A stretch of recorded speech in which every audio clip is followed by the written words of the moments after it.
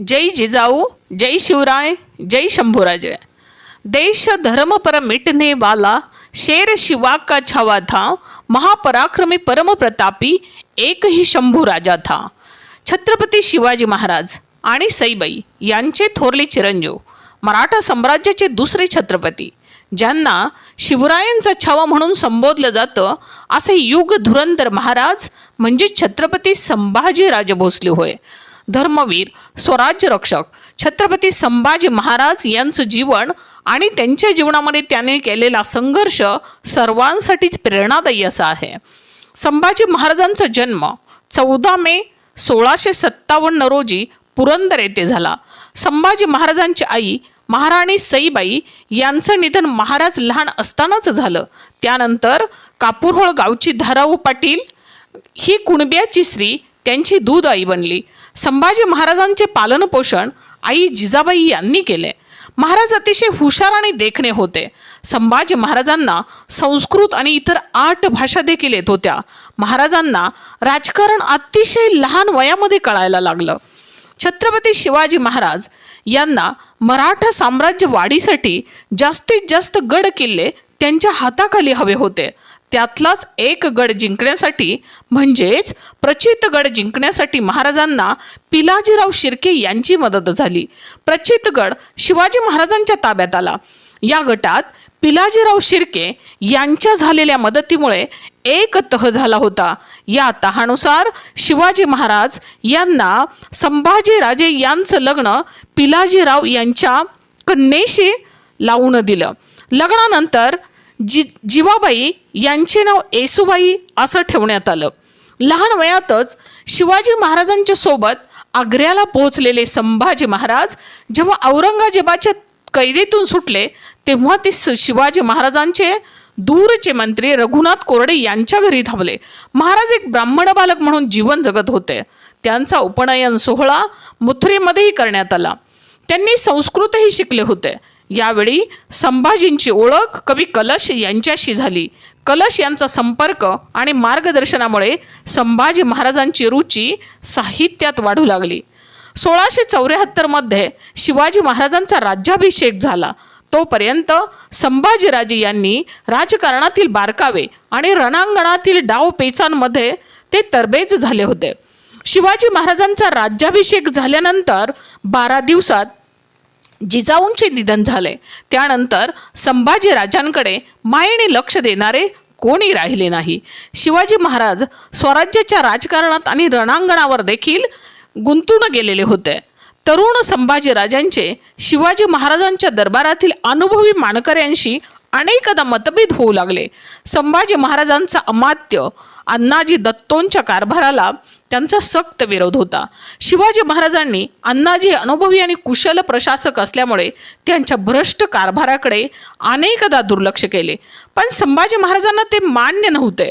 अण्णाजी दत्तो आणि इतर अनुभवी मानकरी संभाजी महाराजांच्या विरोधात गेले। शिवाजी महाराजांच्या अनुपस्थितीमध्ये संभाजी महाराजांचे हुकूम पाळण्यास अष्टप्रधान मंडळाने नकार दिला। त्यामुळे शृंगारपूरचे सुभेदार म्हणून संभाजी महाराजांना पाठवण्यात आले। शिवाजी महाराज यांच्या निधनानंतर स्वराज्याची सूत्रे संभाजी महाराज यांच्याकडे आली। 16 जानेवारी 1681 रोजी संभाजी राजांचा राजगड किल्ल्यावर राज्याभिषेक झाला। संभाजी महाराज यांच्या राज्याभिषेकाला विरोध असणारे अण्णाजी दत्तो आणि मोरोपंत पेशव्यांना संभाजी महाराज यांनी उदात्त अंतकरणाने माफ केले होते आणि त्यांना अष्टप्रधान मंडळात पुन्हा स्थान दिले होते। संभाजी महाराज यांनी आपल्या पराक्रमी कामगिरीच्या जोरावर अल्प काळातच मराठी साम्राज्याचा विस्तार आणि बचाव केला। मराठा साम्राज्याचा 15 पट असणाऱ्या मुघल साम्राज्याशी संभाजी महाराज यांनी एक हाती लढा दिला। संभाजी महाराज यांनी गनिमी काव्याचा पुरेपूर वापर करत औरंगजेबाला जेरीस आणले। संभाजीराजे यांनी आपल्या कार्यकाळात एकूण 120 युद्धे लढली। त्यात महत्त्वाचे म्हणजे संभाजी महाराजांनी 120 पैकी एकही लढाई हरली नाही। संभाजी महाराज असे एकमेव योद्धा होते ज्यांनी असा इतिहास घडवला आहे। शिवाजी महाराज यांच्या मृत्यूनंतर मोगल साम्राज्य वाढेल आणि मराठा साम्राज्य मातीस मिळेल अशी आशा बाळगून बसलेल्या औरंगजेबाला कित्येक वर्षात एक सुद्धा विजय न मिळाल्याने तो चवताळून उठला होता. राज्याभिषेकानंतर एखादी प्रचंड लूट करावी आणि राज्याचा खजिना मजबूत करावा या हेतूने बुऱ्हाणपूर शहरावर लूट टाकायचं ठरवलं. आधी महाराजांनी मोगलांची दिशाभूल करण्यासाठी सुरतवर लूट टाकण्याची अफवा पसरवली आणि हंबीरराव मोहिते यांच्याकडे या लुटेचे नेतृत्व सोपवले. हंबीरराव मोहिते यांनी 30 जानेवारी 1681 रोजी बुऱ्हाणपूर हल्ला केला. 3 दिवस ही लूट चालूच होती. या प्रकरणामुळे औरंगजेब अतिशय चिडलेला होता. औरंगजेबाने 1682 मध्ये मराठ्यांवर हल्ला केला. औरंगजेबाचे सामर्थ्य सर्वच बाबतीत संभाजी महाराजांपेक्षा जास्त होते. त्यांचे सैन्य मराठ्यांच्या सैन्याच्या 5 पटीने जास्त होते. तरीही संभाजी महाराजांच्या नेतृत्वाखाली मराठ्यांनी हिमतीने लढा दिला. इसवी सन 1689च्या सुरुवातीला संभाजी महाराजांनी त्यांच्या महत्त्वाच्या सरदारांना बैठकीसाठी कोकणात संगमेश्वर येथे बोलावले. 1 फेब्रुवारी 1689 रोजी बैठक संपून संभाजी महाराज रायगडाकडे रवाना होत असतानाच औरंगजेबाचा सरदार मुर्करब खान याने नागोजी माने यांच्या साथीने संगमेश्वरावर हल्ला केला. मराठ्यात आणि शत्रूंच्या सैन्यात चकमक झाली. मराठ्यांचे सैन्यबळ कमी होते. प्रयत्नांची शर्त करूनही मराठी शत्रूंचा हल्ला परतवून लावू शकले नाहीत. शत्रूने संभाजीराजांना व त्यांच्यासमोर असलेल्या कवी कलश यांना जिवंत पकडले. छत्रपती संभाजी महाराज संगमेश्वरी पकडले गेल्यानंतर त्यांना वाचवण्याचे प्रयत्न केले पण ते यशस्वी झाले नाहीत. त्यानंतर छत्रपती संभाजी महाराज व कवी कलश यांना औरंगजेबापुढे धर्मवीरगड येथे आणण्यात आले.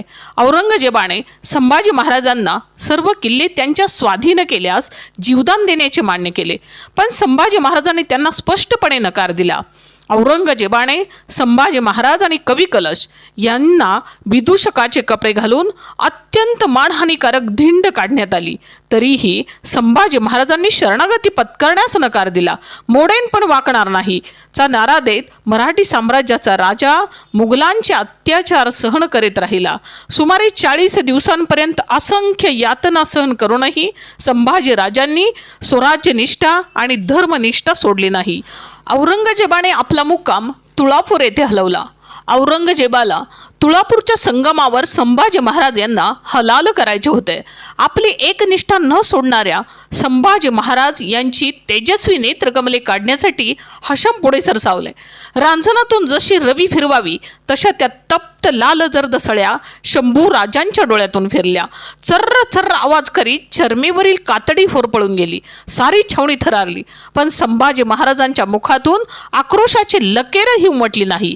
यामुळे औरंगजेबाचा पारा मात्र जास्त चढला.